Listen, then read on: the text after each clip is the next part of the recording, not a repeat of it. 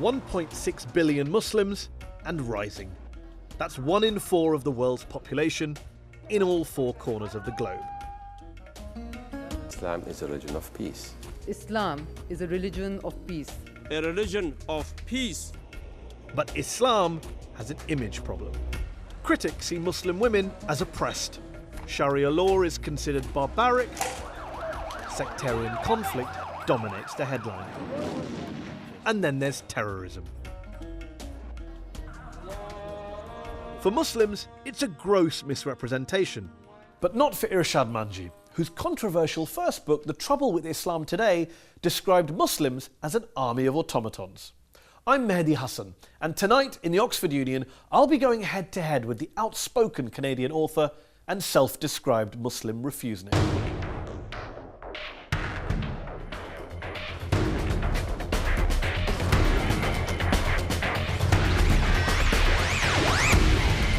Ladies and gentlemen, Irshad Manji.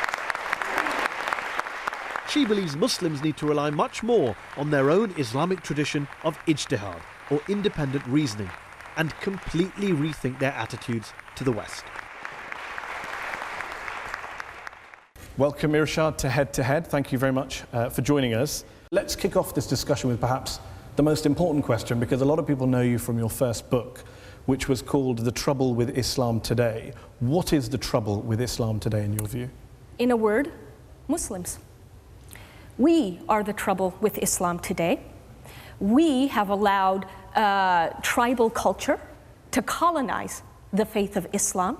But the good news in saying this is that we are also the source of reform, meaning that we can literally draw inspiration from our own scripture, from the Quran, in order to reform our hearts, our spirits, and our beings.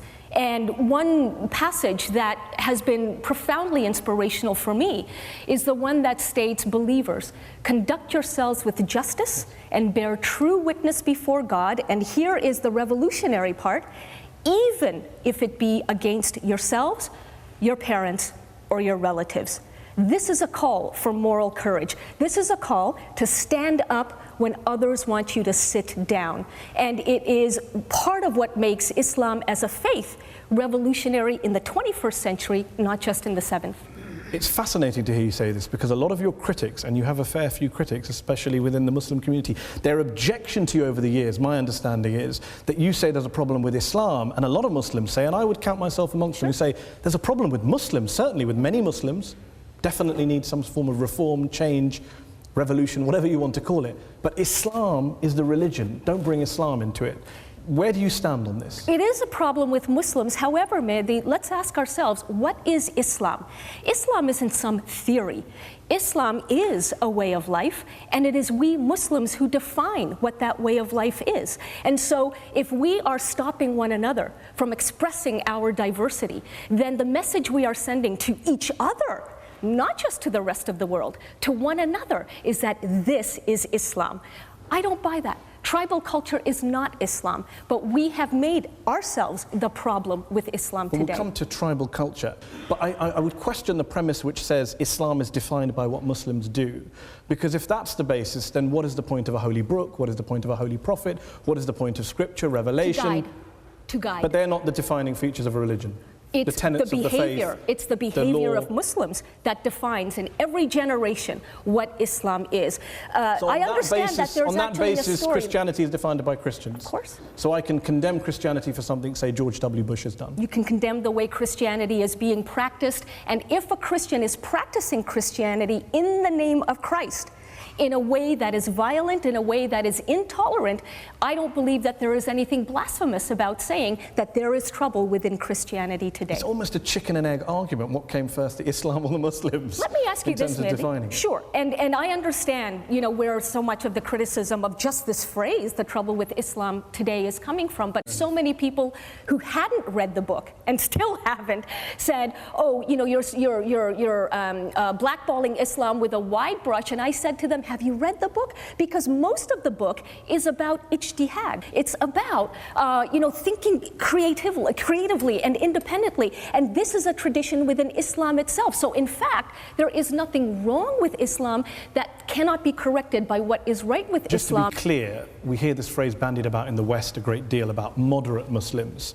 You're not a fan of moderate Muslims. You think moderate Muslims, quote, are part of the problem, not the solution. Correct. Basically, I make the case for being a reformist Muslim, not just a moderate one. And here's why. Moderate Muslims do denounce violence that is committed in the name of Islam, very much so, but they deny that religion plays any role in that violence. The very first thing you will hear from the mouth of a moderate, typically after an act of violence committed in the name of Islam, is, please don't misunderstand, Islam has nothing to do with this. But that's not true, because those who are committing the violence cite Islam as their inspiration. What reformist Muslims do, let me finish. To define the religion. What reformist Muslims do is that we acknowledge there is violence, but we also say that the way in which some people are using our religion is that they are inspired by religion to commit that violence. In other words, when moderate Muslims say that Islam has nothing to do with this, they are the ones, in my humble view, who are ceding the ground, who are handing over the ground of theological interpretation to those who already have malignant intentions. But we have to acknowledge that there are verses that terrorists are using and that they should not have the last word. You can't do that if you're going to say Islam has nothing to do with this violence. But why not, you say the last word, many Muslims would say, why not go back to the first word? Why a reinterpretation when there is already a massive body of scholarship, classical scholarship, which says you do not kill civilians, you do not launch preemptive surprise attacks on innocent targets. So why get into this reinterpretation debate with people who don't really deserve to be debated with, because they are criminals, they are mass murderers, who are using the Quran as cover for their crime? When I talk about reinterpretation, I am indeed talking about taking away these malignant interpretations from terrorists. And so what many Muslims, and not just non-Muslims, will know about Islam is what makes the headlines today. That is why I use the word reinterpret, because already power is being given through our passivity, through our silence, relative silence. Already power is being given to terrorists to define Islam. You say silence and passivity. I mean, I heard that in 2001. I remember after the September 11th attacks, people said, where are the Muslims? Even though lots of Muslim scholars around the world came out and condemned the 9/11 attacks quite quickly. No, not quickly. They had to be pressured into doing so. I think you'll find, for example, Sheikh Fadlullah, who is condemned as a Hezbollah cleric, and we can have a debate, who died recently, he condemned the 9/11 attacks within 24 hours. Most clerics For 10 years, I've been hearing Muslims condemn 9/11, condemn 7/7, and do so on the basis of the Quran. And yet you come here and you say that they're silent and they're passive, and I worry that you're playing into all sorts of stereotypes about Muslims that already exist. You know, I tell you what plays into stereotypes. What plays into stereotypes is the relative silence and defensiveness of Muslims who say, Irshad, you're empowering Islamophobes. When Muslims become defensive about this, what the message that they're sending to actual Islamophobes is, we have something to hide.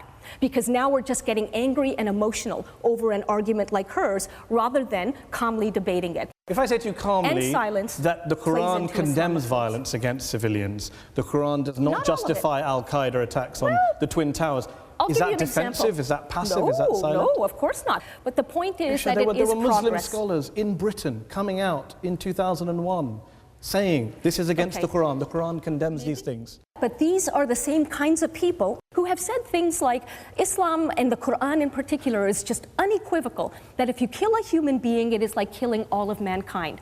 Not true.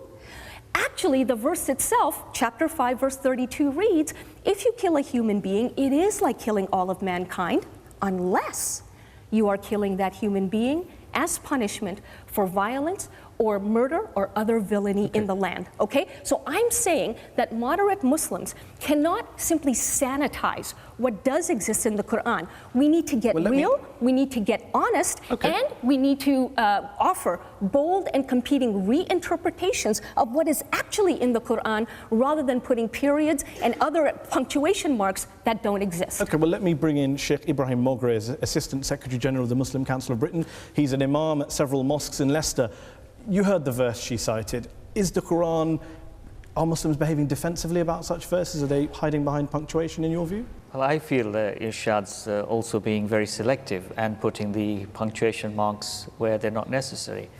The verse of the Quran certainly talks about the sanctity of human life and the need for the preservation of human life and how wrong it is to take human lives. And when you extend your argument to say that it talks about except in response to violence or murder, but it is not for lay Muslims, people on the street, to take the law into their own hands. And when you say that we have not engaged with you for 10 years, I'd rather that you would have approached the scholars instead of sitting down to write a book and say, guys, this is what we want to talk about. Sir, with all due respect, you guys, as you put it, have not actually engaged with people like me. In fact, I've received a number of invitations from ordinary Muslims who are part of congregations all over the world who are excited about these arguments. But in every single case, no exaggeration, in every single case, they have written back to me to say, actually, I'm sorry, Irshad, the board has decided that they're not ready and the congregation is not ready to hear these arguments. You seem to be suggesting that this is the best thing since sliced bread, right? We are always willing to engage. And when you talk about the lack of condemnation of terrorism, the Muslim Council of Britain, without any prompting from anywhere, were one of the first to condemn it. Just because you have not heard of that doesn't mean it's not happening. Before I bring in Irshad to respond, Dr. Khalid Diab is a Syrian writer, broadcaster, filmmaker. You're shaking your head as Sheikh Ibrahim is speaking. First, I want to say that I do agree with Irshad that the problem is not with Islam as a religion as much the problem with us, the Muslims. If we go back to what happened September 11 or July 7 in London, those people who did that, they believe they were performing an act of jihad, not an act of terrorism. And if you look to most of the videos which has been sent by those terrorists, they were doing that in the name of Allah and in the name of Islam. Miriam Francois-Cerrah is also here. She is a journalist, a broadcaster, an academic. What do you make of what Dr. Khalid Diab has been saying? Actually, I think part of the problem is that they are going back to those verses. I've just been teaching a course on religious extremism, and the extremists are, generally speaking, politicized individuals who are operating in a framework where the dominant lexicon is Islam. That is the idiom of the society in which they operate. And therefore, in order to make themselves audible to the population, of course they express themselves by reference to Islam. This is a specialist area. When I have a medical issue, or a legal issue, or a financial issue, I will go to the experts. We're talking about spirituality, we're talking about religion and faith, we're talking about the hereafter. And I wouldn't want to allow lay people to start reinterpreting. You're dissing the experts. You're doing DIY Islam. No, spirituality. Spirituality. Don't misunderstand me. I do very much understand, and I've heard it over and over and over again. And I remember in Indonesia when this point was made to me, and a scholar, certified scholar, sitting right next to me, said to the person making your point, sir, he said, if you're going to go as far as to compare spirituality to medicine or accounting, well, in medicine, there is a principle called first do no harm. You can actually sue a doctor for doing harm. Maybe we should be able to sue mullahs too for doing harm. Why are you against expertise, the specialism? Quran, you know, it's interesting because the reason I can embrace the Quran is that, 3 times as many verses in the Quran call on Muslims to think and rethink and analyze, as you've pointed out, rather than submit blindly. So by that criterion, actually all of God's creatures, Muslims especially, are called upon to keep thinking. It's not about expertise. It's about remembering, sir, that you are not God and I am not God. And therefore, none of us can claim to have the, quote, right interpretation. Would you get rid of all scholars, imams, mullahs, as you call them, anyone, get rid of all of it? I would help equip a new generation of Muslims with the self-confidence to recognize that they are allowed to think for themselves. No, we understand thinking for ourselves. I've been thinking for myself for 33 years. I didn't need anyone's permission. I'm asking about specifically coming up with laws, understanding verses of the Quran, understanding traditions of Islam, understanding what ethics, Islamic ethics are. how can every single person just make that up as they go along? Surely in every religion, in every society, in every field of life, you defer to experts, people with specialist knowledge, well, again, which you and I don't have. Well, wait a minute. You know, as we found out with the 2008 global economic meltdown, which was not predicted by the experts, experts often aren't experts, okay? So let's stop playing the power game, Mehdi. Let's stop playing on the terms of people who call themselves experts and who like to use their power as a cudgel, as a sledgehammer over everybody else. Who are the people who know, in your view? Who are the people you ask? Who I ask? Yeah. If I'm thinking for myself, but I will tell you. Everything. Hold on. Certainly. Everything. But wait, you don't need any help in understanding the Quran, the tafsir, the interpretation, the history, the ethics, the context. One of the most common questions that I get from young Muslims is about interfaith relationships. I'm a Muslim, I've fallen in love with a non-Muslim, is there any hope for us? And they usually say something along the lines of that my parents and their imam insist that Islam stops interfaith marriage. Is that true? Rather than me giving them my personal interpretation, what I've come to realize is that they're actually not asking about themselves, they're asking about their parents. They need an argument that will convince their parents that love is borderless. What my worry is, if you buy this argument that the mullahs are all bad, everyone thinks for themselves. All bad. Come on. A lot of them are bad. Hyping that. A lot of them are bad. Don't be a typical journalist. A lot of them are bad. Don't do that. A lot of them are bad. I read 2 of your books. They didn't come out very well. Don't polarize. A lot of them are bad. We think for ourselves. We don't allow them to monopolize power, end the power game, etc. My worry is, if I'm in Al-Qaeda, that's very appealing. I don't need to worry about classical law, scholarship. I just make up my own religion. I give a fatwa saying kill the Jews. And they do. And they do. That's exactly what they are doing. And aren't you validating them? Because you're saying from a liberal perspective, we make it up as we go along. And they, from an extremist perspective, say, let's make it up as we go along. You're almost empowering the very people you claim to be fighting with. You know, that's a very... I think that's an excellent point. I've heard it before, and I've said it before. That's an excellent point. Good in theory. Wonderful in theory. But again, I live in the world of reality. And the reality is that people like this already exist. And this is why progressive thinkers, and I wish there were more people in positions of religious authority who would take that power and actually democratize the ijtihad, so that young people know that they are worthy of thinking about these issues for themselves, yes, in a non-violent way, but actually developing that personal relationship with Allah rather than believing that they are here to worship Allah's self-appointed ambassadors. And just to be very clear before we move on, just for the viewers, you talk about ijtihad. How do you define ijtihad? Ijtihad is Islam's own tradition of independent thinking, of critical reasoning, of debate, dissent, and reinterpretation. And yes, I have heard 1,000 times that only certain people are allowed to exercise ijtihad. But even that is up for debate. Well, let me just come back to the point you made a moment ago. You said, let's not play the journalism game, let's not generalize. The polarization game. It's a very good point. I'm glad you raised that, because I reread both your books and I found myself nodding through a lot of the pages saying, I agree with this. She's right about the way women are treated in a lot of Muslim countries, a lot of Muslim communities. She's right about violence, predilection for violence. She's right about a lot of areas, ignorance, critical thinking, a lot of things. But here's where you and I differ. I read your books and I see only polarization. I see you painting in primary colors. It's all black and white. It's West is great, Muslim world is all backward. They don't think for themselves. They're all automatons, to use your phrase when the program opened. Well, then I have to say, then you're reading those books from your particular lens. What do I do with this sentence? One sentence. Under the Arab code of honor, Muslims are taught to abdicate our individuality and accept our fate as the property of our families.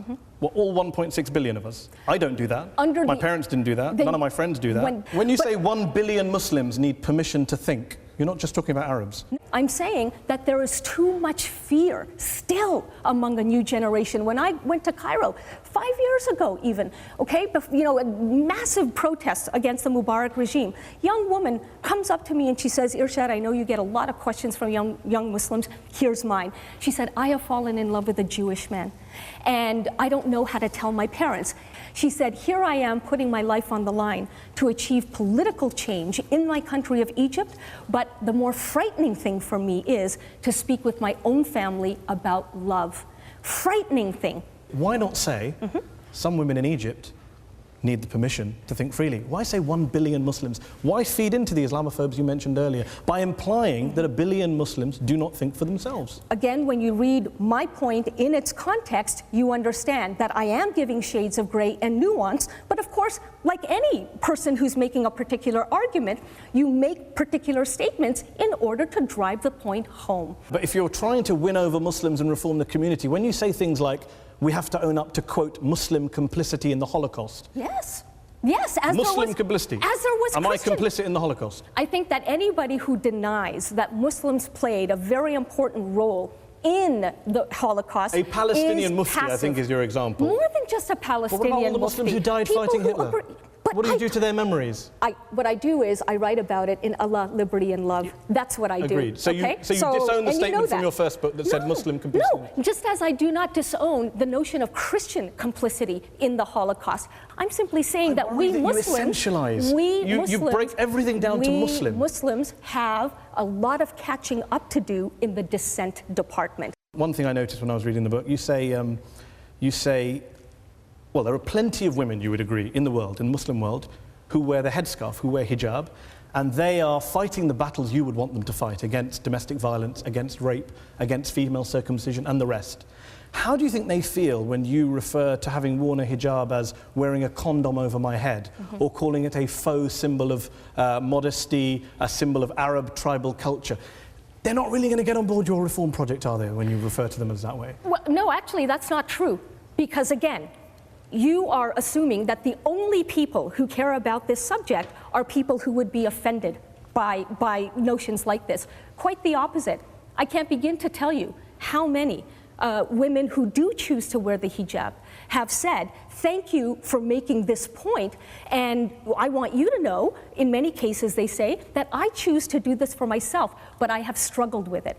Just as you are calling on me to now defend the rights of women on whom hijab is opposed, you're calling on me as someone who has the luxury to choose it, you're calling on me to fight for the rights of other women who don't want to choose it. And that's exactly the point. You are perfectly free to choose, but the point is choose.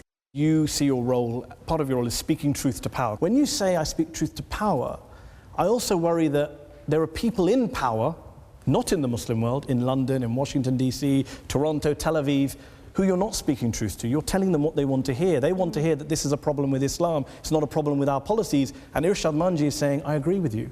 Nope. I have not let anybody off the hook. I am, in fact, distinguishing between politics, culture, and religion.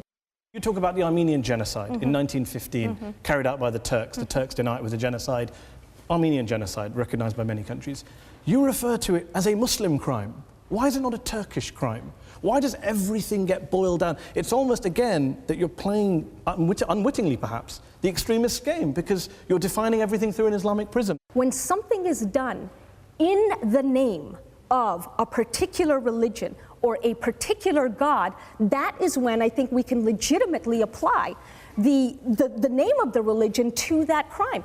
The moment people, sincerely believe that the Quran has nothing to do with this violence is the moment when terrorists who commit these crimes in the name of Allah will no longer be able to get away with them.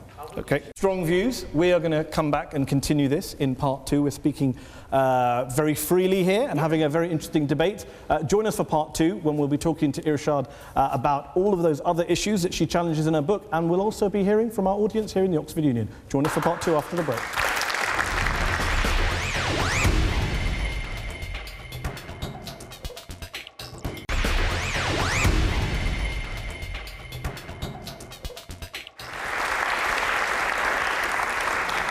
Welcome back to part 2 of Head to Head. We are talking with Irshad Manji, author of Trouble with Islam Today and Allah, Liberty and Love. Irshad, we've been talking about whether Islam needs reform, what role the Quran plays in violence, the hijab. I want to talk about where this all comes from, in a sense, if we take a step back, dare I say, because both of your books are quite autobiographical in a way, and you talk about your childhood a great deal. How much of your crusade, if I can call it a loaded word, a reform project. That's not fair. A reform project. How much of a reform project is to do with your childhood and your upbringing and your background, because you write very movingly in your first book about how your father beat you, he chased you around with a knife at one stage. You talk about your madrasa teacher in school being very stern, austere, anti-Semitic, not wanting you to ask questions. I'm wondering whether that's where this impetus came from, to question, to demand reform, etc. And I'm also wondering whether you've extrapolated from your childhood experiences and made perhaps universal or global conclusions on the basis of what happened to you. First of all, I don't think that that's what I'm doing, but I'm fallible and acknowledge that perhaps subconsciously that's where it's all coming from. I will say, however, that we've just finished talking about a number of human rights abuses that are committed in the name of religion. Now, with or without my childhood, those things would still be committed. So, of course, I'm not using my childhood as the impetus for some, universalizing. But my childhood, as anybody's childhood, will influence how you think, whether you think, and whether you give yourself the permission to think. And so, for example, that episode of my father chasing me through the house with a knife in his hand, incidentally, my father was nominal as a Muslim. He didn't really practice, and I knew that from the get-go. But that one night, I flew out of my bedroom window and crawled up to the very top of the roof, and as I surveyed the neighborhood, I remember making a pact with myself and with Allah that I'm going to use education, not just for my own liberation, but also for the betterment of whoever else is around me. This is a young woman's journey to reconcile her faith with the freedom that she has been given in a part of the world in which her own parents did not grow up. And one could say that this is the kind of journey that a whole generation of Muslims is also undergoing right now. Do you believe that your experiences, say for example in a madrasa where you weren't taught about other faiths, you were taught a lot of hateful things, a lot of ignorant things, I get the sense that you think that's a common experience to many other Muslims and many madrasas? No, and I've not said that, and I wouldn't say that, because how would I know? But certainly I use not just the experience of what happened within the madrasa, but also, Mehdi, remember, when I talk about being kicked out of the madrasa for asking too many questions, I also make the point that I did not leave the faith. Why? Because even at that age of 14, I realized that maybe this is just an individual, this teacher of mine, who is telling me the wrong things about Islam, and so I need to figure this out for myself. Those Muslims who didn't go through that journey, who didn't have those experiences, do you understand why they perhaps, when they read your book and the chapter says, "Thank God for the West, we owe the West our ability to critically think and question," they don't agree with you? They think, well, I didn't have that experience. I don't write that we owe the West our ability to think critically, not at all. In fact, a huge part of my argument is that, again, Islam has its own tradition of critical thinking, and that there is nothing except for petty politics that should stop us from rediscovering that tradition in the 21st century. The refusenic line, the kind of outsider, the critical thinker, do you think that mantle came to you partly because you're a gay Muslim in a faith where gay Muslims have their human rights abused in a lot of Muslim majority societies? Maybe, but the reality is that I didn't know this about myself when I was a kid, never even thought about it.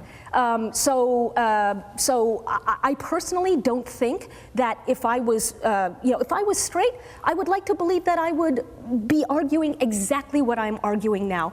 But only Allah knows. I just want to bring in Sheikh Ibrahim Mogre, still here, who is an imam in several mosques. When you hear about Irshad's journey, what do you say to those people who do say, Muslims and non-Muslims, that mosques are places where, not just Irshad's mosque, but other mosques are places in the West, there is this accusation, where children are being indoctrinated, brainwashed, being taught all sorts of reactionary things? I pity the teacher who threw you out for asking too many questions. One of the key reasons what makes me go to madrasa to teach every single day is looking forward to the kids asking those questions. You are shaking your head once more. Yeah. I was brought up in Middle East as a child, in North Africa, in Syria, and in several places in the Middle East. And Islam, which I was taught, it was very strong and brutal Islam, where you as a woman should not do many things because you are a woman, because you are an inferior creature to man. You can't ride bike because you are a woman.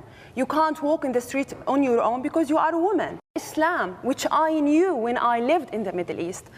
And actually my journey from Middle East to the West, at certain point I was thinking of Islam as a very, very brutal religion to women. However, when I came to the West, I had an opportunity to really discover my faith and really to reconcile with my faith, because I will tell you, we have ability here as women to debate with the scholars like Sheikh Ibrahim Mogra and other scholars. We are allowed to go to the mosque, we are allowed to talk about Islam, and also we learn about democracy and freedom of speech. We're talking about embracing Irshad and not being harsh. I read through your book and I see that time and again, you know, you and I would argue, both hate the violent extremists in our religion. We hate the people who were treating Dr. Haladiab badly. We both agree on that. We don't like what they do. We don't know what they stand for. But there seems to be a moment where there's a lot of name-calling in your books. Islamo-tribalists, freedom haters, fundamentalists, Islam supremacists. That's very interesting because... How would you define an Islam supremacist? Islam supremacist is anybody who believes that Islam is the only truth available to humankind. And from my point of view, that is actually un-Quranic, because again, the Quran calls on us to be humble in our interpretations. Now, in calling the behavior of an Islam supremacist un-Quranic, am I name-calling? Am I being divisive? Am I being dismissive? You are being a little bit divisive. I'm being descriptive. And you have to stand for something, Mehdi. I stand for human rights. And that means that I have to call... A lot of the people you call Islam supremacists would say they stand for human rights as well. Violations of human rights. They would say that they stand for human rights as well. They just happen to believe that Islam is the truth. As a Christian believes Christianity is the truth. And a Jew believes Judaism is the truth. But there are plenty of Christians and plenty of Jews and plenty of other people, including atheists, who do not believe that their truth, their particular truth, is the one and only truth that is available to humankind. Anybody who believes that is a supremacist, a dogmatist of some kind, and I make no apologies for saying so. Well, on that note, about the names, I agree. You should be able to criticize people you disagree with, and there's a lot of Muslims to be criticized. We agreed at the beginning. They can criticize me, as they have, in very vehement terms. But here's the difference. Here's what a lot of Muslims would say. They would say Muslim communities, particularly in the West, where you're talking to, feel besieged, they feel under fire, they feel discriminated against. I believe you came here from France to the UK. In France, many Muslims would argue there's rampant Islamophobia, and there's very little context of that in your book. The point is that, you know, if we Muslims are going to claim to the rest of the world, as we should, that we are a diverse lot, then that diversity needs to be heard and felt from within. Agreed. So if we're suppressing each other's freedom of expression, then we are the first people to be stereotyping ourselves. Diversity begins But put yourself at home. in the position of a Muslim male or female who is living in an area in Europe where the far right are on the rise, there's racist attacks in your street or in your community, there are politicians saying they want to ban your meat or your clothing, and here comes Irshad Manji to tell you that the problem is all of you lot, not the West, which gave us the Enlightenment and freedom and democracy, and doesn't engage with the far right and the discrimination. Again, if we're going to become ultra-defensive about the need for critical thinking in our faith, then the message that we convey to the very people whom you say are Islamophobes is that we have something to hide. And that's why we get angry, and that's why we, you know, hurl fatwas at one another, and that's why we get emotional about arguments like mine and Dr. Diab's. Last year I wrote an article in a British newspaper about how Muslims should take the Holocaust much more seriously. In my experience, there's far too much Holocaust denial in the Muslim communities I move in here in the UK, and Muslim groups have not joined in Holocaust Memorial Day celebrations in the past. And when I wrote that article, it got a lot of support from people I really didn't want to get support from. A lot of people go, haha, look, here's this guy, Muslim guy, and he's saying what we've been saying about all these backward Muslims. I felt very uncomfortable. Does it bother you that some of the West's best-known Islamophobes are such ardent cheerleaders of yours? It's interesting, you know, the very fact that I proudly and happily and joyously hang on to my faith irks a lot of people who would otherwise want to support. I've lost many fans by writing a book called Allah, Liberty and Love, because many people thought after the first book that merely by critiquing religion, merely by doing that, I was going in the direction of atheism. The exact opposite has happened. I've deepened my faith with God and have therefore incurred the wrath of many people who would rather that I ditch Islam.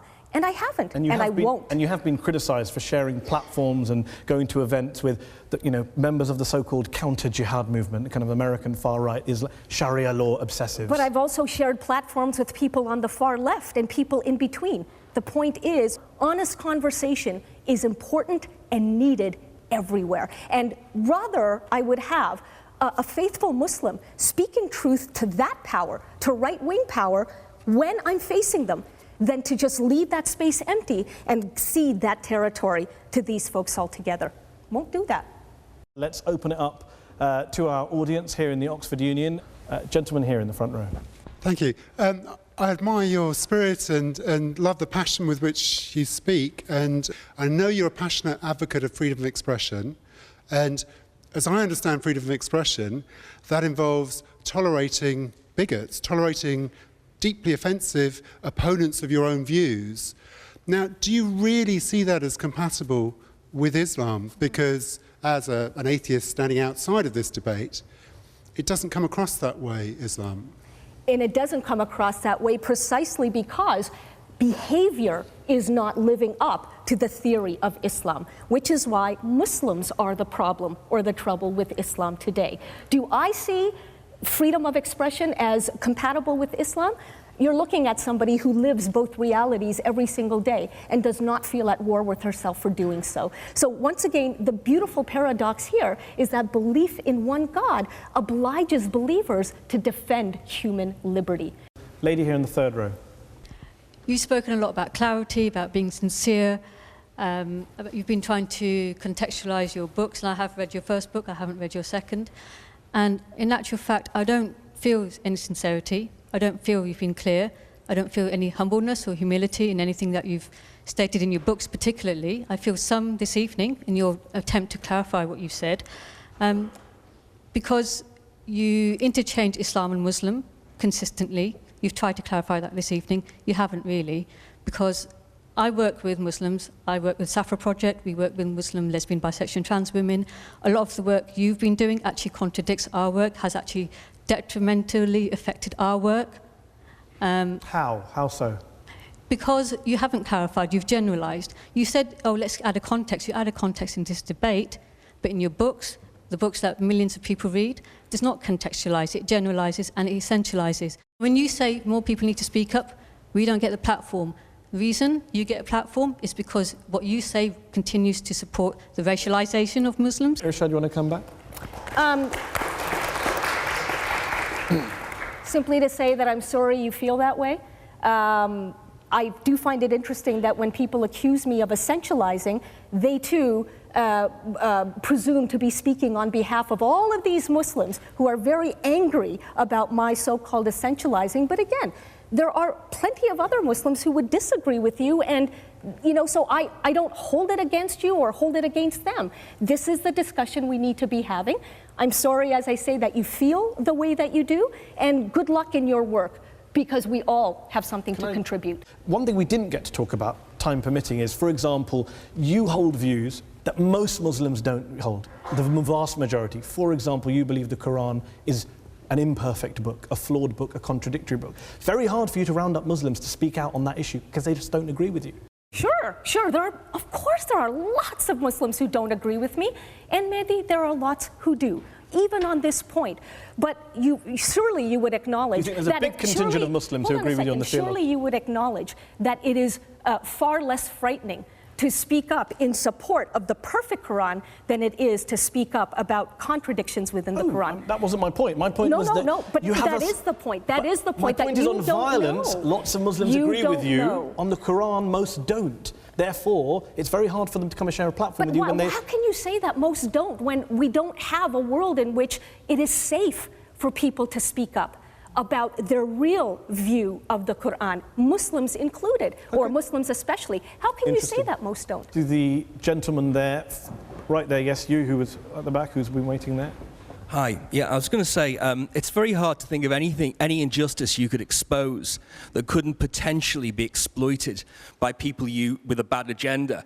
To take an example, like, say you talk about American atrocities in Iraq. I mean, Bradley Manning leaked, film of Americans shooting civilians in Iraq. Now, potentially some jihadist could use that as propaganda. Is that an argument that you shouldn't expose that? Or should you expose all injustice? You know, you can get anti-Semites start putting stuff about, yeah, the Jews. If I put something criticizing Islamism, I get people who hate Muslims agreeing with me. Right. And that's a very real fear that many Muslims who have talked to me have. That if I say something, you know, how is it going to be held against me? Who's going to use it? But that becomes a self-imposed censorship in that case. If we want the world to see us as the diverse community that we are, then we have to give ourselves the permission to be diverse. And that means lifting the lid on our own censorship. But why not also, and this is to come back to the gentleman's question. So, for example, Ziauddin Sardar is someone you quote in one of your books. He would call himself, I don't know if he called himself a reformist scholar, but he attacks Islam, Muslims, Islamic interpretation. Islam? Well, no, he doesn't. He is very critical. I'm a great admirer of his work, but he's also written a book attacking US foreign policy. Do you think you would have a little bit more credibility in the Muslim community if you did that too? If you said, okay, I'm going to attack Muslim extremists, but I'm also going to attack the neoconservatives who want to start wars in the Middle East or whatever it is. Yeah. Would that give you more credibility, do you think? Probably, and strategically, but again, I'm not... Well, it seems fair, wouldn't it, as well? But wait a minute. Once speaking again, truth to power, speak truth to all power. Mehdi, sure. And here's the reality. There are so many people who are speaking truth to neoconservative power, and rightly so. The world doesn't need me to be doing that. You know, my question is, what can I contribute to the wider discussion about justice? So just like I'm not going to write a book about the trouble within Christianity simply because there are plenty of people who are already doing that. Same thing in this case. Let's take another question from the audience. Is that lady here on the end of the front row? Yeah, I'm interested in just following this up about change on the ground, particularly in respect of the polemics and women's rights, for example, minority rights, which are very sensitive. And there are people at the grassroots trying to change debate, trying to influence actual people's lives, when the polemics and the kind of elite debates that perhaps we're all having can actually shut down debate. How do you envisage bridging this and moving forward? By encouraging honesty. And that's really very key, because even grassroots activists will tell you that there's censorship within, that there are abuses of power within, and because there are ideologies, correct ideologies, that must be supported in the name of any particular cause, you wind up actually having very little honesty in some cases. So my unique, self-chosen, but you know, personal goal is to help people of different backgrounds actually engage with one another in ways that answer the following question: what can I learn about you that I didn't already know? Gentleman here in the second row on the end with his hand up. You talked about having friends, or rather sharing platforms with people and having honest relationships. And I wonder to what extent you have honest, open friendships with traditional Muslim scholars who are representing their traditions, which go back, you know, generations, and are voices of moderation, because you seem to be undermining them as opposed to empowering the very people who are doing all the hard work on the ground. Right. Well, I can only tell you that now more and more traditional scholars are willing to engage. In the past, they haven't been. And not because they're bad people, not at all, but because they too have feared the stigma of in any way sharing a platform with Irshad Manji. I think people are getting rather fed up with that. They're getting tired of courting the approval of, you know, some spokesperson. So once again, signals of hope, signs of hope. This lady here. I think what sort of can become an issue here is that we have this idea that there's this monolith of Islamic expression and that everyone is backwards and everyone has some very archaic ideas. And I think it's a shame if we are tarring the whole of the Muslim community in the West, in the East, with this one brush. And I think sometimes you can play into that. You're tarring everyone with the same brush in that sense. I'll be more careful going forward. Gentleman there. I think I agree with you, there's a fragmentation of religious authority in the world today. But if Islam is what Muslims do, and how Muslims live, and the context in which they live, why keep going back to the religion and to the Quran? I mean, do you think that if we edited out all the verses in the Quran which are violent or patriarchal, that there wouldn't be militancy in the Middle East or that domestic violence would end. I mean, don't you think Islam isn't the problem and it isn't the solution? That's what Islamists say. Islam is, in the end, a distraction if you're talking about the politics of the Muslim world today. I don't think it is a distraction. And you know, going back to Mehdi's point about trying to win hearts and minds, I mean, I remain a Muslim for a very sincere reason, because I love Allah. End of story. The reality, though, is that when you come from within the fold, you know, you can say to fellow Muslims that, look, the Quran itself, we can draw inspiration from it. People need to hear that there are these verses in the Quran, and it is shocking, and I would say very, very sad, that more madrasas are not teaching these aspirational verses to their children in order to have them really understand that as children of God, not slaves of God, as children of God, they have the capacity to make a difference within their faith. Irshad, you say you stayed a Muslim. You say I remain a Muslim sincerely. Yeah. How would you define that? How would you define it? Just believing in God? But would that not just make, how is that different to a theist who believes in God without believing in the Quran, the Prophet? Maybe it's not. And therein again is, you know, one of the things that we have to think about. Why do we need to be so different or so special from other people who believe in one God? So believing in the prophethood of Muhammad, which is one of the conventional beliefs, you don't think is a criteria for being a Muslim? You don't have to believe in the prophethood? I believe in the prophethood of Muhammad. If you believe that's a I criteria. do believe in the prophet. But is that, should that be a criteria for being a Muslim as it conventionally is? I don't think so, because what has happened is that in making that one of the criterion, we have inadvertently, as Muslims, many of us, and I would argue most of us, have put Prophet Muhammad on a pedestal, when he himself reportedly said, I'm just a human being who's been given this special mission from God, but I am a fallible human being. And so I believe that going back to the Quran, rather than also supplementing it with hadiths and you know, the traditions of the Prophet, the Quran itself contains the raw materials for the diversity of thought that we are capable of. We don't need to go any further. Gentleman with the white cap there to end. So I just want to ask, is there any basis for just punishment in war in Islam, bearing in mind the Prophet and his companions performed both? And is there any practice in Islam which is not open to choice? The central tenet of Islam is belief in one universal God. The central sin in Islam, therefore, in my view, is playing God with one another. And beyond that, this is your relationship with your Creator. Do not impose on other people. Do not intimidate other people. Understand that you will have the conversation you need to have on the Day of Judgment with your Creator. And why does it need to be more complicated than that? If you keep it that simple, then I think that part of the contribution one would be making is liberating spirituality from the cage of organized religion. That's it. Khalas. That's it. Khalas is a nice line that I'm going to steal. Thank you very much for coming here to address this audience. Thank you for you all in the Oxford Union for coming here today. And thanks to you all for watching at home. We will be back for another head-to-head next week.